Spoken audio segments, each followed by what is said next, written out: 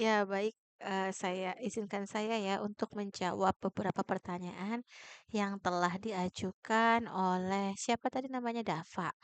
Oke, Dava itu bertanya, dalam penjelasan tadi disebutkan bahwa brainstorming dan free writing itu memiliki kemiripan, namun tujuan yang berbeda. Bagaimana perbedaan penerapannya secara praktis ketika digunakan oleh mahasiswa dalam proses menulis paragraf? Oke. Oke, in brief or in practically, secara praktis, brainstorming itu dipakai untuk ya, kalian harus di garis bawah ya, dipakai untuk mengumpulkan ide-ide utama sebelum menulis. Itu adalah brainstorming ya. Bentuknya biasanya berupa daftar kata kunci, cabang ide, atau poin-poin singkat. Sementara itu, free writing dipakai untuk melatih kelancaran menulis, yaitu dengan menulis terus-menerus selama beberapa menit tanpa terlalu memikirkan benar salahnya tata bahasa. Nah, dari sini aja kalian sudah tahu kan ada perbedaannya. Kalau brainstorming itu perlunya mengumpulkan ide-ide utama, kalau free writing itu untuk melatih kelancaran menulis. Jadi, brainstorming itu help the students to apa? Untuk menemukan apa? To found bahan atau menemukan bahan. Sedangkan free writing membantu mahasiswa mulai mengembangkan bahan itu menjadi tulisan. Contoh, for example, di sini saya ketik ya. Misal nih, tentang apa nih? Misalnya contohnya saya kasih contoh ada manfaat membaca buku, ya kan? Ini untuk yang brainstorming ya. Salah, benar. Membaca buku. Oke. Nah, apa nih brainstormingnya? Nah, berarti brainstormingnya itu apa? Brainstormingnya itu bisa jadi menambah wawasan, ya kan? Menambah wawasan, memperluas kosakata, terus juga melatih konsentrasi, sama sumber hiburan. Sama yang terakhir, ini kita pakai brainstorming, karena brainstorming itu kan kayak untuk, apa namanya, ide-idenya kan, apa nih yang ada di dalam otak kalian kalau misalnya saya kasih topik manfaat membaca buku. Nah, ada yang berkata menambah wawasan, memperluas kosakata, memang benar ya kan, melatih konsentrasi, sumber hiburan, dan di sini meningkatkan kemampuan apa, meningkatkan kemampuan berpikir kritis, seperti itu ya. Nah, dari hasil yang ada di brainstorming disebutkan di atas itu, bahwa mahasiswa bisa memilih salah satu ide utama, guys. Misalnya contoh, membaca menambah wawasan, seperti itu. Nah, tapi di free writing kita bisa jadikan seperti ini, guys. Misal ya, ini kan for example ya, di free writing itu nanti kita akan menjadi atau akan membuat sebuah kalimat kan free writing itu mulai mengembangkan bahan itu menjadi tulisan. Nah, jadi bahannya itu atau idenya itu apa? Membaca menambah wawasan. Nah, jadi silakanlah kalian apa tuh tuangkan, kembangkan dari ide tersebut menjadi bahan untuk dijadikan sebuah tulisan seperti itu. Misalnya contoh, ini kata saya ya, bukan kata kalian ya. Ini contohnya misalnya buku memberi banyak manfaat bagi mahasiswa. Titik. Dengan membaca, mahasiswa bisa mengetahui hal-hal baru, for example ya, hal-hal baru yang sebelumnya tidak dipahami. Membaca juga membuat seseorang lebih terbiasa memahami informasi dan berpikir lebih luas. Itu kurang lebih contohnya ya. Nah, jadi terlihat kan perbedaan kan antara apa namanya? antara brainstorming dan free writing. Jadi kalau brainstorming di atas itu lebih kepada berupa daftar ide. Kalau ketika kalian apa nih, what is in your idea if I say manfaat membaca buku, itu kan bebas idenya saja, berarti menambah wawasan, memperluas kosakata. Nah, tapi kalau free writing sudah berupa kalimat-kalimat awal, seperti itu ya guys ya. Oke, and then next kita akan pindah ke pertanyaan kedua, si Laila ya. Gimana cara memastikan semua kalimat dalam paragraf tetap fokus pada satu ide utama agar tidak keluar dari topik? Baik. I'll try answer your questions ya. The way is caranya itu sangat simple guys. Caranya itu kalian perlu membagi antara kalimat utama ya kan yang jelas lalu memastikan semua kalimat setelahnya benar mendukung kalimat utama itu atau nanti kalian juga bisa mengecek lagi misalnya apakah kalimat ini menjelaskan, memberi contoh, atau memperkuat ide utama? Kalau tidak, berarti kalimat itu keluar dari topik. Itu saja. Contohnya, saya akan berikan contoh di sini ya. Contoh untuk contohnya untuk pertanyaannya Laila. Ya, untuk pertanyaan Laila, misalnya ada kalimat utamanya saya beri contohnya ini saja yang gampang ya. Apa ya? Olahraga teratur. Salah kedenget semua lagi. Ih, olahraga teratur penting untuk menjaga kesehatan tubuh. That is ada example ya atau uh, the main sentence ya. Ini for example.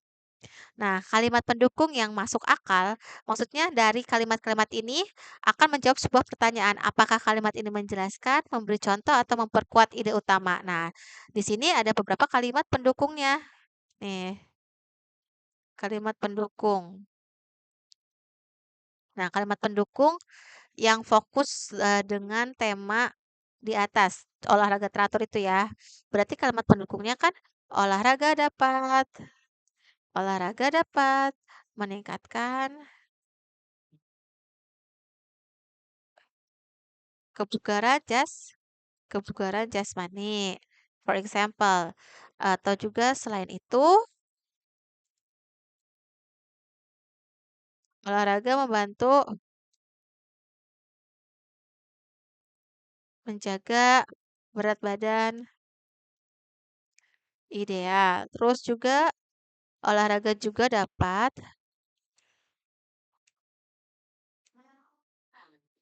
mengurangi resiko penyakit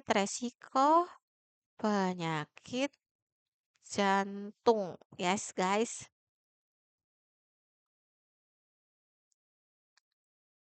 Nah, jadi semua kalimat di atas itu masih membahas pentingnya olahraga bagi kesehatan. Masukkan ke dalam olahraga teratur penting untuk menjaga kesehatan tubuh dan kalimat pendukung yang di bawah ini itu fokusnya sama, masih masuk dan masih menjawab ya kan.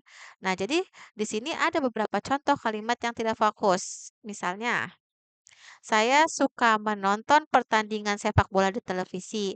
Nah, kalimat ini keluar dari topik karena membahas hobi menonton, bukan manfaat olahraga bagi kesehatan. Seperti itu ya guys ya. Jadi, kalau ininya membahas tentang it is explain elaborate about our health ya berarti tolonglah health. Tapi kalau misalnya ada contoh kalimat yang tadi, saya suka menonton pertandingan sepak bola di televisi.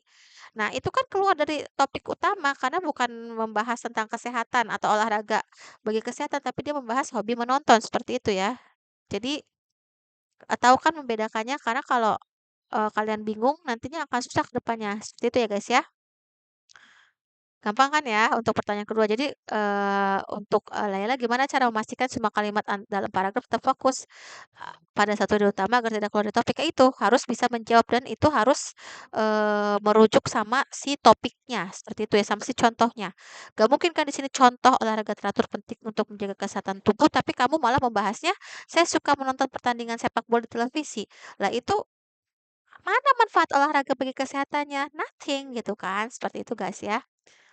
Oke, lanjut lagi kita pertanyaan Denny, apakah terlalu lama melakukan pre-writing bisa menghambat proses menulis? Oke, of course dong, if you too long to do pre-writing itu ya bisa gitu kan, karena memang pre-writing itu penting untuk mempersiapkan ide. Tetapi if you need more time and take too long to do, itu nanti mahasiswa bisa terlalu banyak berpikir dan akhirnya justru tidak mulai menulis. Jadi writing sebaiknya cukup sampai penulis punya gambaran topik, ide utama, dan beberapa poin pendukung.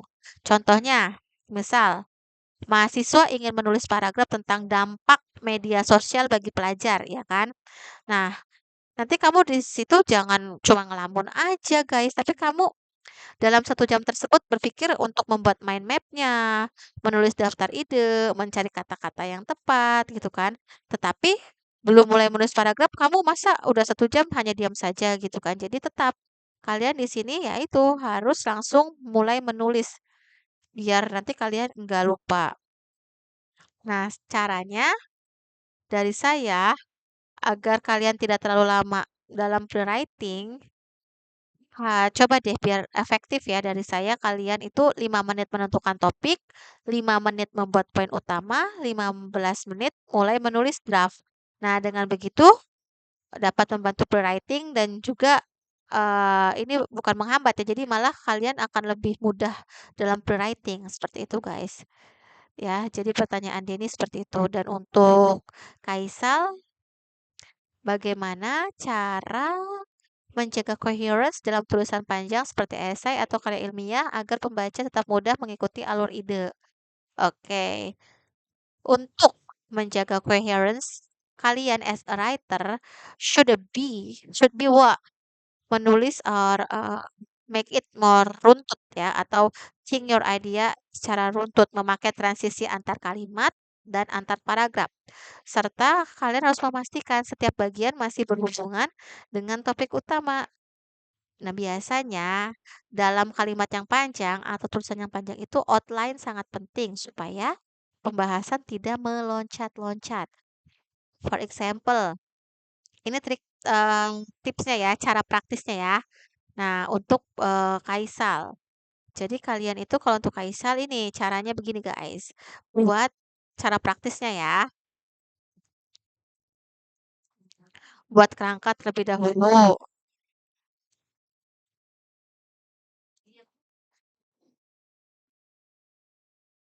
And then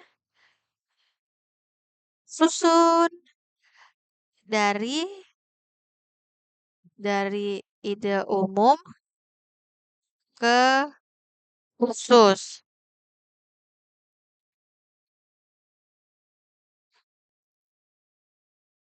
Gunakan kata penghubung.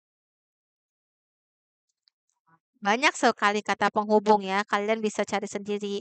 Contohnya, misalnya seperti saya beri contoh sebagian saja, nanti sisanya kamu bisa cari ya jenis-jenis kata penghubung ya kan. Selain itu ini masih dalam bahasa Indonesia ya. Namun oleh karena itu, ya kan, di sisi lain. Nah, dan pastikan juga paragraf berikutnya masih nyambung dengan paragraf sebelumnya.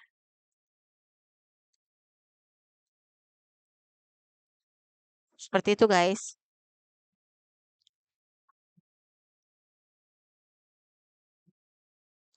Nah, contohnya misal ada esai nih tentang pengaruh teknologi dalam pendidikan. Nah, nanti urutan yang coherence itu pendahuluan tentang perkembangan teknologi, manfaat teknologi dalam pembelajaran, tantangan penggunaan teknologi, solusi untuk penggunaan efektif, baru kesimpulan. Nah, seperti itu ya, guys ya. Jadi urutannya ketika nanti kalian agar Miss bagaimana nih pertanyaan dari si siapa tadi? Kaisar, bagaimana cara menjaga coherence dalam tulisan ya kan? Nah, untuk menjaga coherence itu ya kalian harus tahu juga tadi yang sudah saya jelaskan bahwa urutannya harus berupa gambaran umum, ya, gambaran umum, lalu kemanfaat, masalah, solusi, lalu penutup, dan terakhir, gitu guys. Nah, dan pertanyaan terakhir dari Ilyas. Mengapa urutan ide yang jelas, clear order, penting untuk membangun coherence dalam tulisan? Oke. Yeah, it is important lah because you know the step ideas is the step ideas which is clearly enough. It is important because can help us a reader to what is that like to understand the correlation between gagasan. Jadi kayak memahami hubungan antar gagasan. Kalau misalnya ide disusun secara logis, jadi pembaca bisa mengikuti alur pikiran penulis kan dengan mudah. Sebaliknya, kalau your idea itu disusun in random, your tulisan itu akan terasa membingungkan dan kurang padu, ya kan? Misalnya ada beberapa contoh nih.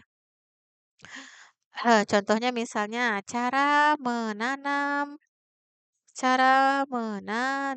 bunga, ya kan?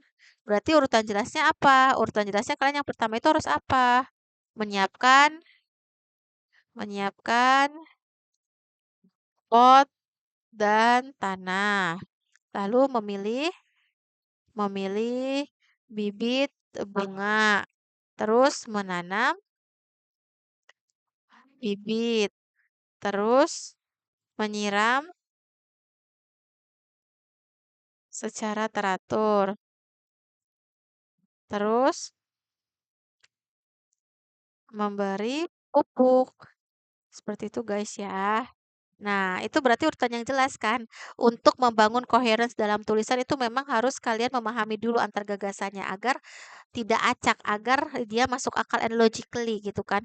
Because if you try to write in random ideas, you know, me especially as a reader feel so dizzy and then nggak tahu ini maksudnya apa gitu kan. Nggak jelas guys, seperti itu guys ya.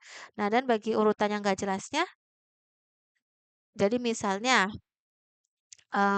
urutan yang gak jelasnya menyiram bunga dulu, lalu memilih bibit, lalu memberi pupuk, lalu yang keempat menyiapkan pot, yang kelima menanam bibit gitu kan. Seperti itu ya. Jadi memang kalau yang tadi saya jelaskan itu membingungkan karena langkah-langkahnya nggak logis dan pembaca jadi sulit mengikuti prosesnya. Seperti itu guys. Oke, semoga menjawab ya guys ya.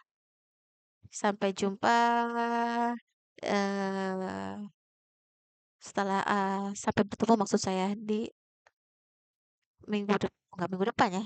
Pokoknya after lebaran, minal aizin wal faizin guys.